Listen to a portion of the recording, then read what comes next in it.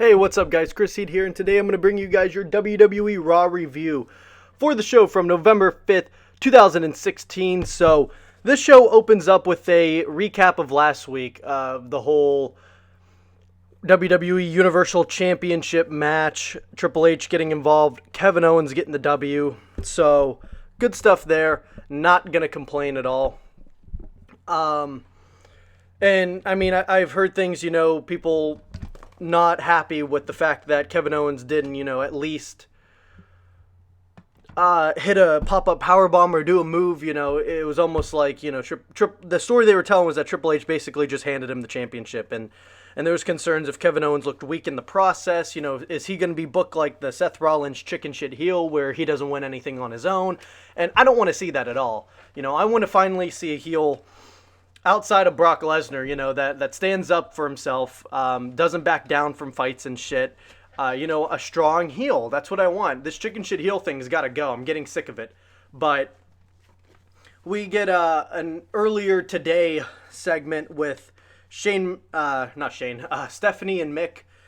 And Stephanie was talking about how tonight, we got to have balloons and confetti and fireworks for Kevin Owens, and Mick walks in and he was questioning Stephanie McMahon, not knowing anything about Triple H being there and stuff, and goes in this little monologue about how, back, I think when he fell off the cell or whatever, and something about Stephanie, and I don't know, weird, but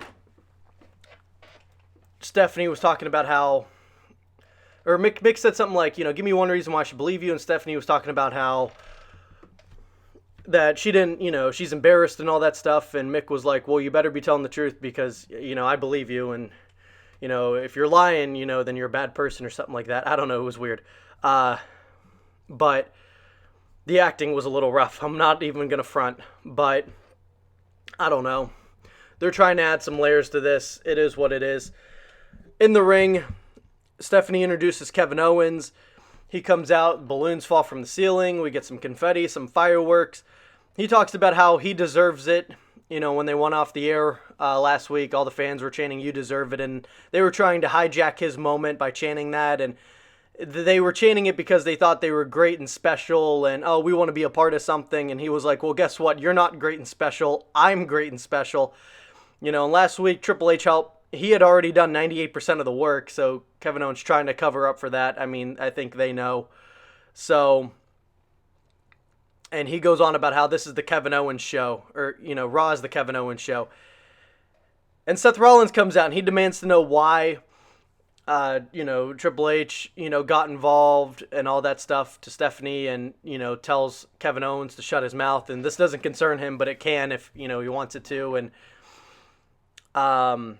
He was calling Kevin Owens a puppet, that, he's next in line, and he was talking about how he's been in he talks about Kevin Owens being in Triple H's pocket, as the chosen one since NXT and all that. If they want to make him the face of the company, then Seth Rollins said that his mission's going to be to burn it down. So I like it, they're adding some edge and some grit to his character.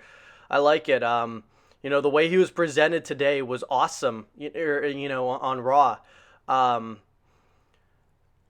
He wasn't backing down. He was in everyone's face. He had this edge. He had this fire about him, character-wise, and it was so much refreshing to see compared to, the way that we've seen Rollins booked for like 2 years now, So,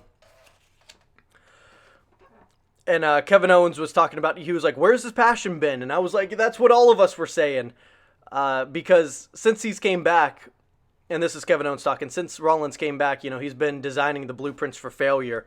And Seth Rollins starts brawling with Kevin Owens, sends him out of the ring. Stephanie was telling Seth to stop and then tells him that he's suspended. And Mick was like, no, you're not.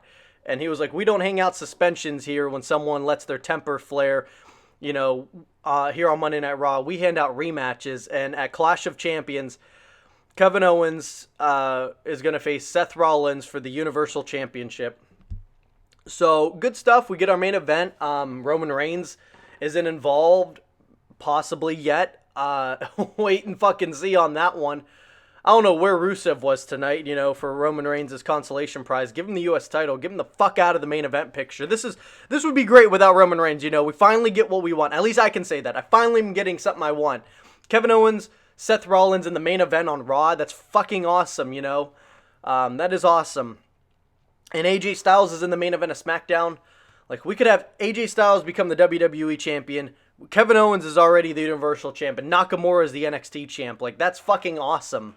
3 guys you would never, ever picture to be champions in the WWE or almost all there. AJ needs to get there sooner rather than later. But we get our first match, Bayley versus Charlotte. Let's go Bayley. Chance to start off the match. She was hitting some weak arm drags or hip tosses or however she was trying to throw them. I couldn't even classify what those were. They were weird. Looked sloppy as hell. She was smacking Charlotte's head off the turnbuckle a number of times. I'm not crazy about that. She went for the turnbuckle drop kick, on the outside, where she goes through the bottom turnbuckle, where that in the mat is. And it looked planned because the announcers were selling that she tweaked her leg. So I guess she kind of messed that up on purpose. Charlotte, with the clothesline on the outside, really nice, laid it in, get a commercial. We come back, Charlotte's working over the leg of Bayley. She locks in a half crab. I like that. Charlotte's chop to Bayley was good. Bayley's corkscrew back elbow was really good. And then Bayley goes for the splash. Dana moved. And then wait, hold up. So, yeah, Bayley goes for the splash in the corner. Dana moves Charlotte out of the way. And then Bayley ends up kicking Dana. Charlotte rolls up Bayley.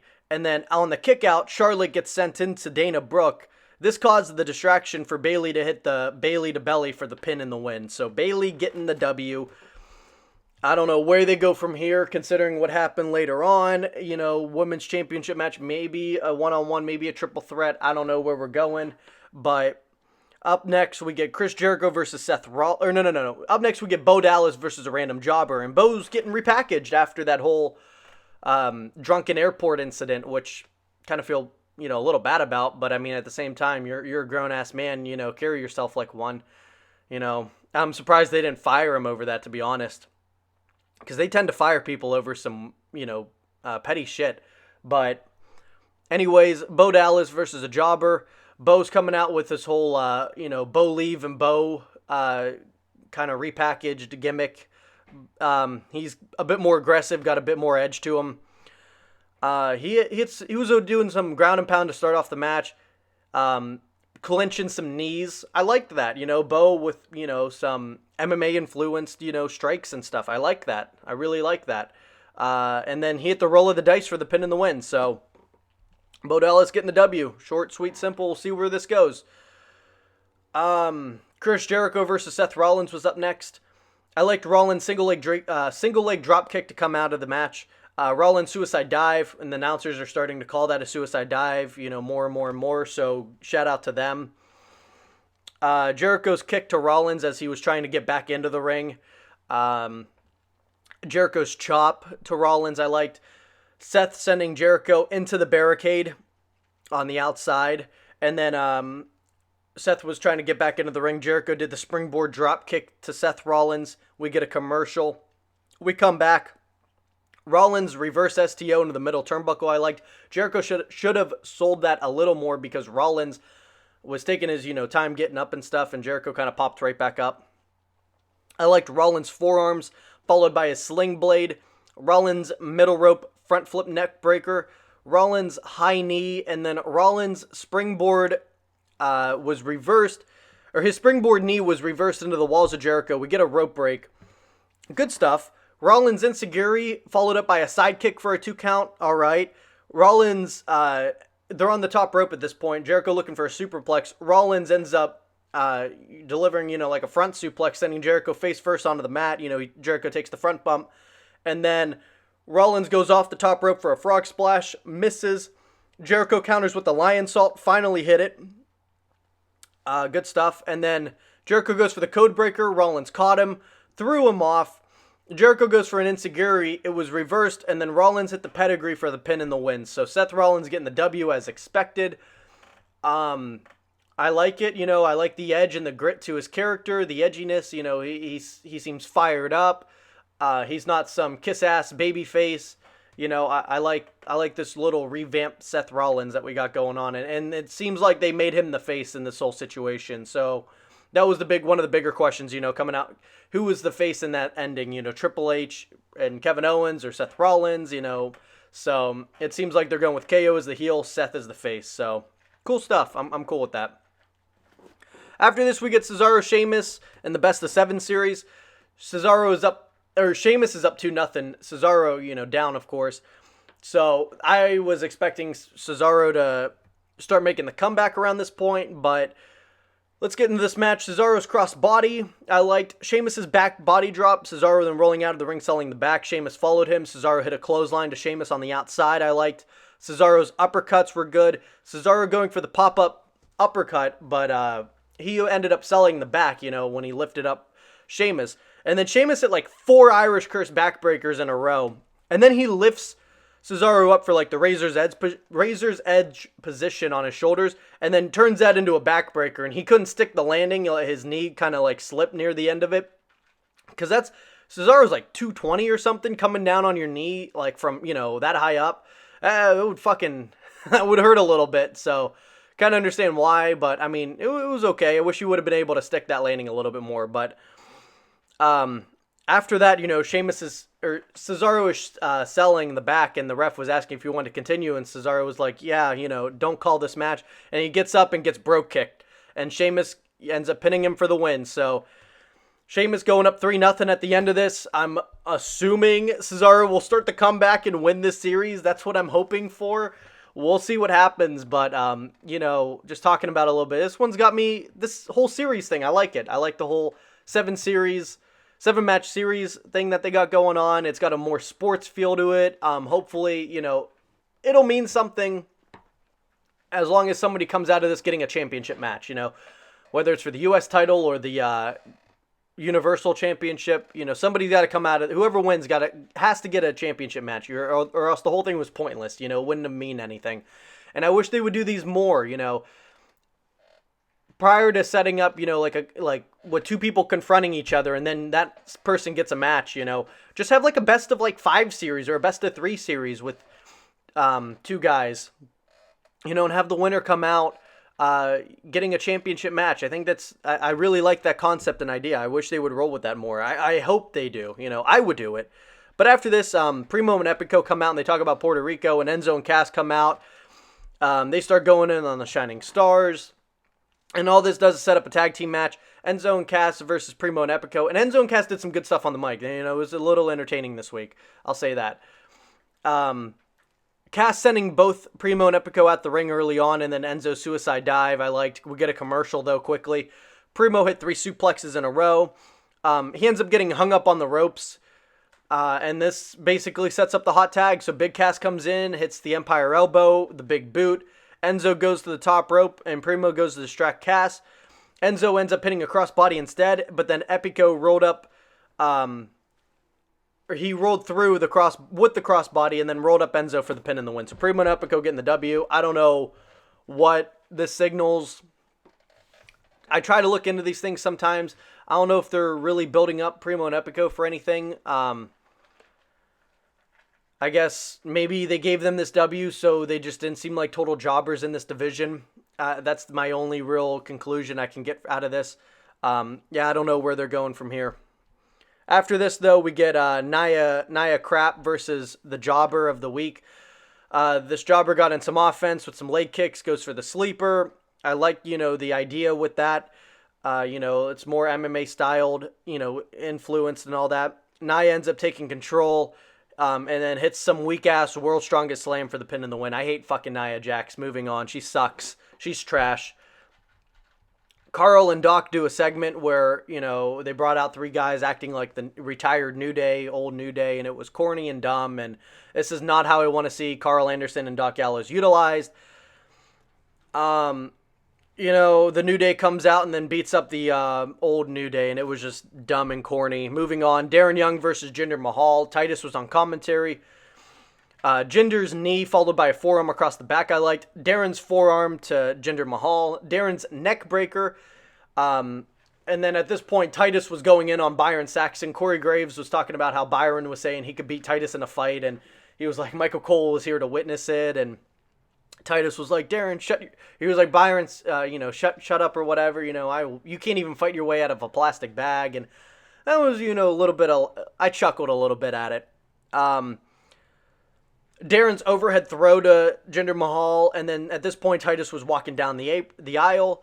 Jinder tried to roll up Darren, and then Darren ends up hitting the gut check for the pin and the win. So Darren Young getting the W. After Titus and Darren brawl, and Darren just ends up getting the better of Titus, and they separate. Backstage, Alicia Fox and Nia Jax had some really poorly acted, scripted segment. And this probably is going to kickstart a feud between the two. I don't want to see that. I just don't want to see Nia Jax, period. She sucks. But moving on, we get our 8th match. Braun Strowman versus Sin Cara. Sin Cara got some new music, by the way. But backstage, Cara was talking about how he's fighting for his heritage because of what Braun did last week, ripping off that luchador's mask. And Sin Cara with the shotgun dropkick to start the matchup.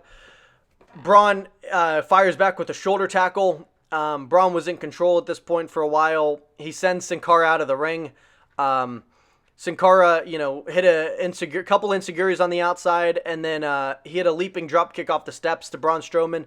Cara goes to get in the ring, and then Strowman pulls him out of the ring, sending him into the barricade. And then Braun Strowman won via countout. So Braun Strowman getting the W, and then after this, he blindsided Sin Cara.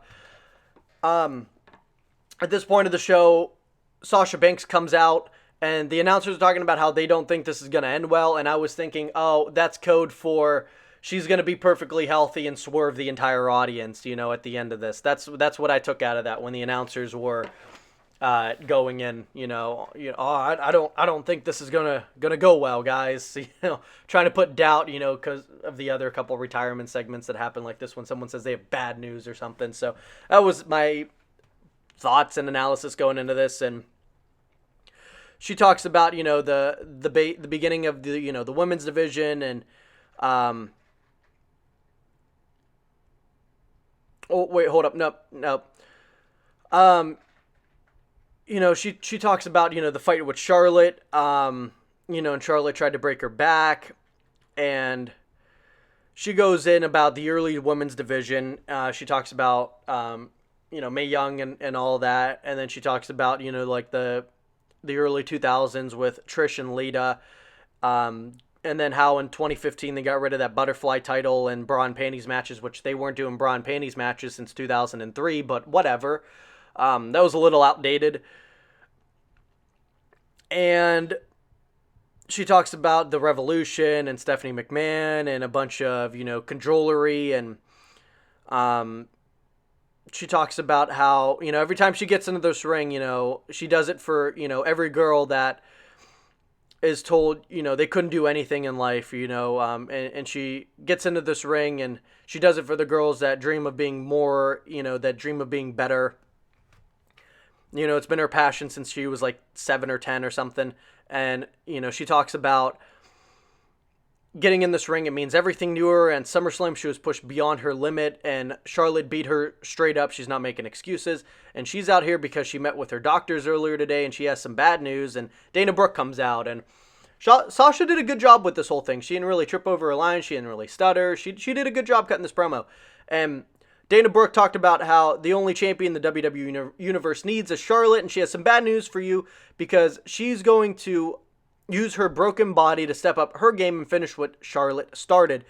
And your journey is going to end on my terms. And then Dana throws the mic at Charlotte. Sasha ends up she throws it at Sasha. Sasha hits the backstabber into the bank statement. And Sasha says, the bad news she has wasn't for you, Miss Piggy. It was for Charlotte, and at Clash of Champions, she'll be taking her title back. So that was basically the whole thing. I was predicting going into the segment. Sasha, Charlotte, Clash of Champions. Now, they just had Bayley beat Charlotte, so do they factor Bayley into this, make it a triple threat? What they do with this is going to be interesting, so I don't know. We'll see what happens. After this main event time, though, Kevin Owens, Sami Zayn. We get a hockey fight to start off the match. I really like that. On the outside, Kevin Owens chopped to Sami. I liked. They go back into the ring. He chops him again. Back on the outside, Sami springboard, or no. In the ring, Sami's springboard backwards vertical into the heel kick I liked. And then on the outside, Sami springboard onto the barricade into the moonsault I really like. Commercial, the usual Sami Zayn. Kevin Owens feeding into it perfectly. And when he came off that barricade, he kicked Kevin Owens on the side of the head, and it looked a little rough, but Kevin Owens front suplex to Sami Zayn onto the top rope I liked, and he bounced really well off of that. He bounced right onto his back onto the mat, and then Kevin Owens came off with a senton. I really liked that sequence. Them slapping each other was good. Kevin Owens charging Sami Zayn, and then Sami Zayn baiting him, pulling down the rope. Owens going over. Sami's over the top rope plancha. Kevin Owens rolls into the ring, rolls back out. Sami Zayn's second over the top rope plancha on the other side of the ring. He hits the Blue Thunder Bomb. Kick out. Kevin Owens goes for the cannonball. Sami ends up standing up, hitting the exploder suplex into the corner to counter the cannonball. Sami going for the haluva kick. Kevin Owens rolls outside onto the apron. They tease a powerbomb and the half Nelson suplex on the apron. Kevin Owens ends up hitting the stunner to Sami Zayn over the top rope. Hits the cannonball into the corner. Sami with the half Nelson suplex though. And then Sami goes to run the ropes. Kevin Owens trips him up, and then Sami tells a story about him rolling his ankle. Well, then Sami on the outside, Kevin Owens goes for the apron powerbomb. Sami reverses it into the half Nelson suplex onto the floor. Crazy shit. Sami rolls Kevin Owens into the ring, goes for the haluva kick. The ankle gives out, and then Kevin Owens hits the powerbomb for the pin in the win. Not even the pop-up. So Kevin Owens getting the W because Sami Zayn hurt himself. That was the story they told. So, I don't know. I want to see more, I want to see stronger booking from Kevin Owens. I want to see him win stuff definitively. Put some jobbers out on the shelf, Have him do that. Have him powerbomb Jack Swagger at the apron powerbomb. Bring that shit back. When they did that in NXT, it was gold. But then Roman Reigns comes out of all people. I was like, what the fuck? Kevin Owens then ends up getting out of the ring when Roman gets in, and I was like, well, there you go, he's a pussy heel. And then Jericho runs down, and they're on the apron, staring down Roman, and then Mick Foley comes out, and he says Roman, he understands Roman, where he's coming from, and that next week we'll get Roman versus Owens, and if Roman can win, he'll be added to the match at Clash of Champions. I was like, what the fuck? This was essentially SmackDown ripoff, They just did the same thing a fucking week ago, or 2 weeks ago. The whole Ambrose AJ Ziggler thing. So, and then Jericho ends up taking a spear by Roman Reigns to end the show. So they can't fucking end a show on Kevin Owens' terms. They have to add fucking this piece of shit Roman Reigns to the equation. So that was fucking bullshit. Despite that, this was an okay Labor Day Raw. 5.5 out of 10. It wasn't anything crazy, but it wasn't terrible. So there's my Raw review for you guys. Let me know how you guys feel about the show in the comments below, and I will talk to you guys on the next video. Until then, you guys have a good one.